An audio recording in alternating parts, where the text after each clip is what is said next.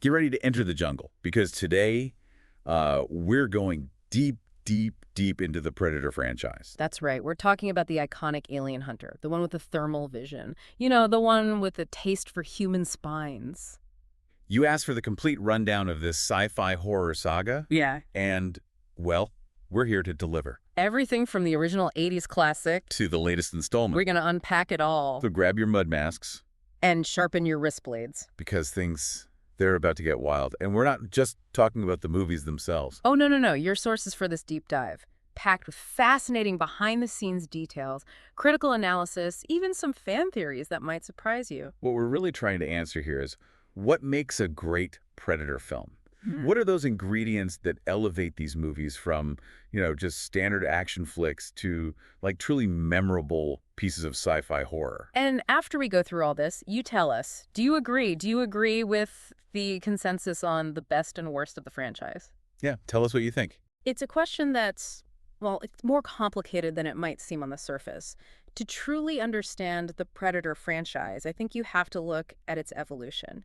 The highs, the lows, the creative risks, the ones that paid off in some cases, the ones that completely fell flat in others. Okay, let's unpack this. It all started back in 1987, with a little film called Predator, starring a muscle-bound Arnold Schwarzenegger, in his prime. Oh, yeah. Everyone knows this one. It's become a cultural touchstone. Oh, absolutely. It spawned countless sequels, comic books, video games. I think there's even been a few questionable Halloween costumes out there. For sure, for sure. Predator is fascinating because it masterfully blends like two distinct genres. You've got action and sci-fi horror. On the surface, you have all the makings of a classic 80s action flick. That testosterone-fueled squad of elite soldiers, dropped into a remote jungle top-secret mission. It's Commando meets Rambo, but with that extraterrestrial twist. Right. It's like the filmmakers took those, familiar action tropes, big guns, explosions, one-liners, and just injected them with a dose of pure primal fear.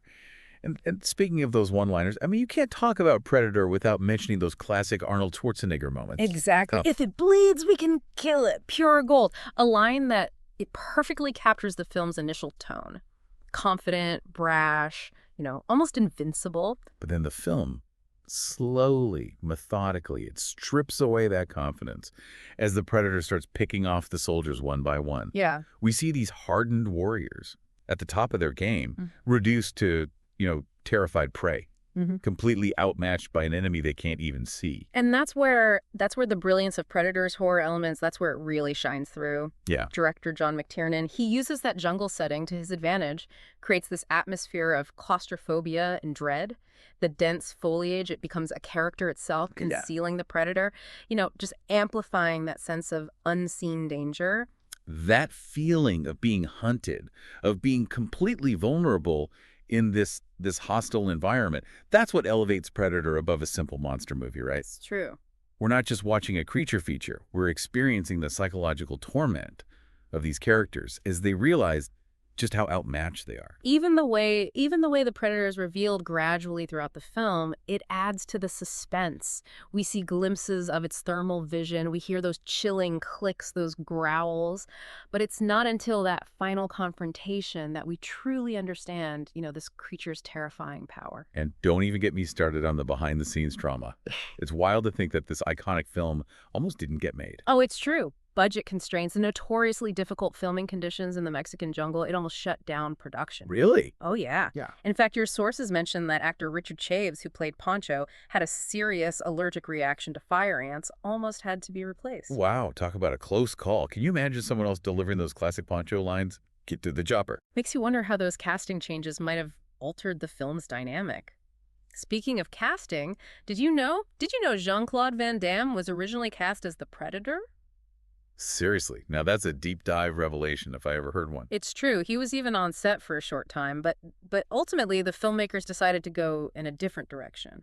It's hard to imagine anyone else but Kevin Peter Hall bringing that iconic creature to life. Absolutely. His physicality, combined with that updated creature designed by Stan Winston, created one of the most recognizable movie monsters of all time.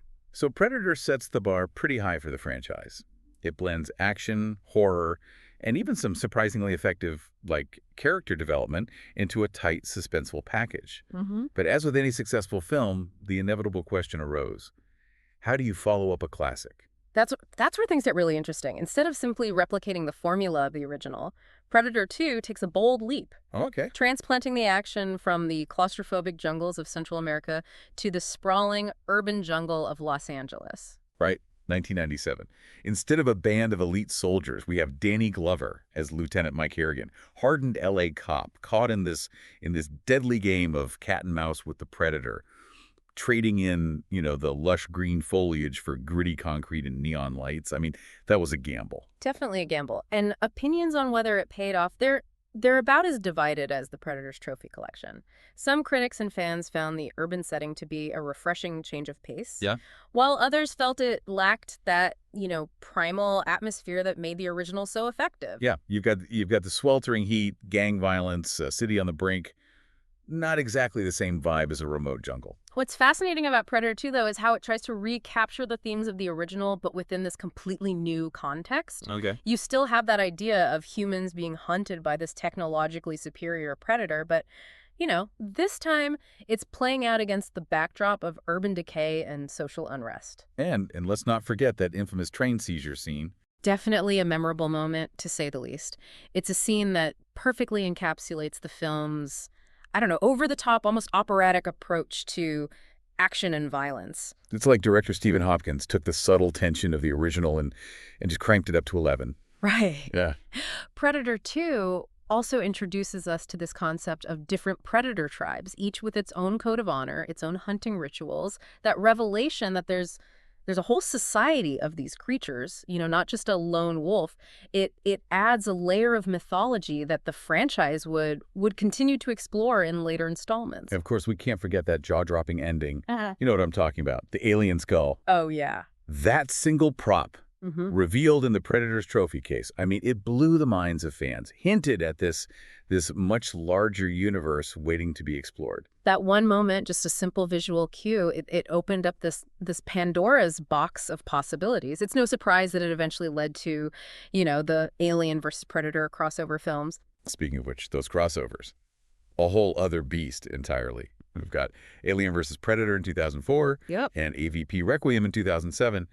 Did these films live up to the hype generated by that tantalizing Easter egg in Predator 2? That's the million-dollar question, isn't it? And the answer, like most things in the Predator universe, it's complicated. It's like mixing chocolate and peanut butter. Sometimes it works, sometimes it's just a messy disaster. Yeah. Alien vs. Predator, it had the potential to be epic, right? Oh, yeah. Two iconic movie monsters going head-to-head in an ancient pyramid. I mean, what's not to love? Except maybe the shaky cam. I felt like I needed some Dramamine just to get through some of those fight scenes. Visually, yeah, the film, it suffers from some questionable choices. That excessive darkness, the frantic editing, it makes it hard to follow the action at times, which is a shame because the creature designs and the special effects, top notch. It's like they were so focused on showing us cool monsters that they forgot about, basic things like coherent storytelling and decent lighting. Right.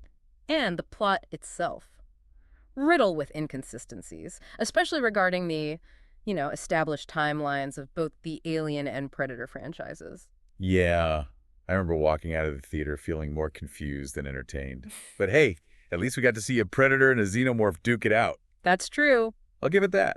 And then there's AVP, Requiem, which, if I'm being honest, is not a film I revisit very often. No argument here.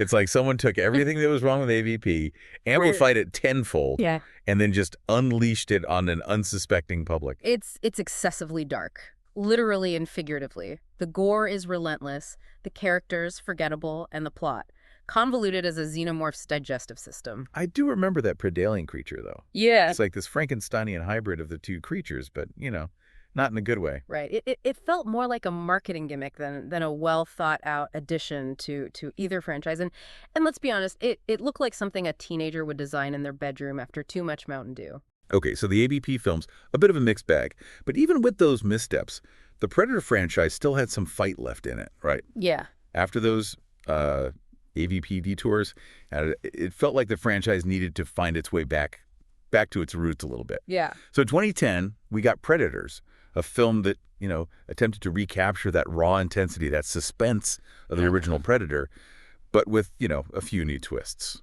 Predators is interesting because it acknowledges the franchise's history without getting bogged down in it. Right. Introduces this new group of characters, kind of a motley crew of killers and soldiers Yeah. who find themselves stranded on this planet that serves as a predator game reserve. Yeah, it's like Predator meets the most dangerous game with a dash of battle royale just thrown in for good measure. Exactly. A little bit. Director Nimrod Antal, he clearly understood what made that original film so effective because, Predators leans heavily into those themes of survival and primal fear. Right.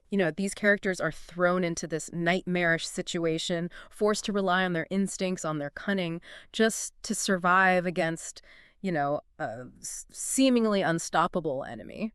And it's not just one predator they're up against either. We're talking multiple predators, each with its own unique, hunting style, weaponry, all of that.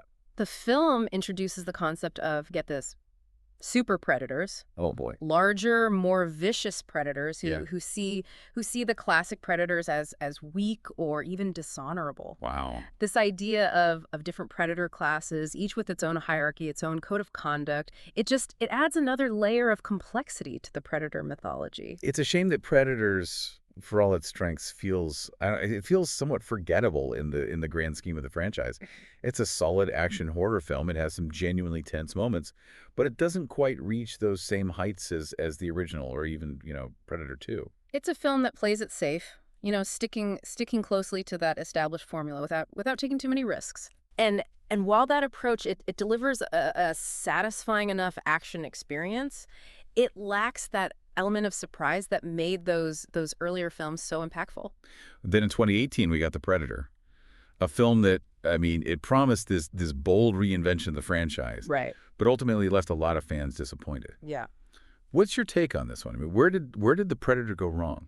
The Predator is a film with a lot of potential, Yeah. but it ultimately stumbles under the weight of its own ambition. Okay. Tries to do too much. It's juggling multiple storylines, introduces this confusing amount of new predator lore. Yeah. And then there's that humor that often feels jarringly out of place. Yeah. The humor was a choice.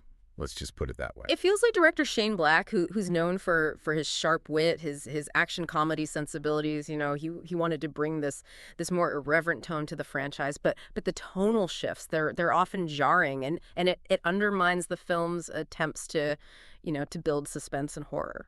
And then there's that whole subplot about predators needing Asperger's to evolve, Oh yeah. which felt like it came out of left field and ultimately didn't add anything meaningful to the story. It's a classic example of a film trying to be too clever for its own good. Sometimes a simple, straightforward approach is all you need, especially when you're dealing with a franchise that already has such a strong foundation in action and horror. Fortunately, the Predator franchise, it was far from finished. Yeah. Just when it seemed like the series might be losing its edge. Right. Prey arrived in 2022. Yes. And kind of blew everyone away. It really did. Exceeding all expectations, Yeah. becoming a critical and commercial success. You could even say it reinvigorated the franchise for a whole new generation of fans. Totally. What makes Prey so effective, I think, is its simplicity. It strips away the convoluted storylines, the excessive gore, the forced humor of those later installments, and just delivers this lean, mean, suspenseful thriller that harkens back to the spirit of the original film. And the setting. Wow. Yeah, oh, I know, right? Taking us back to the Great Plains in the year 1719. That was a stroke of genius. Absolutely. And the film's historical setting, it's more than just a gimmick. It allows Prey to explore these themes of colonialism, cultural clash, and the clash between ancient and modern technology in a way that just feels fresh, feels engaging. You've got Naru, this young Comanche woman, proving her skills as a hunter in a patriarchal society, going toe-to-toe with this creature, far more technologically advanced than anything her people have ever encountered. It's a classic underdog story given, fresh coat of paint. Right. I loved it. And actress Amber Midthunder, she gives a star-making performance as Naru. She embodies that character's strength, her intelligence, her determination, makes her one of the most compelling protagonists in the entire franchise. And those action sequences, incredible. Brutal, visceral, and just beautifully choreographed. Director Dan Trachtenberg, I mean, he really knows how to stage a fight scene. The film also makes clever use of its period setting. It incorporates traditional Comanche hunting techniques, the weaponry, into the action. The result is a film that feels both familiar and refreshingly unique. Okay, we've covered a lot of ground here. From the sweaty jungles of Central America to the dusty plains of the Comanche Nation.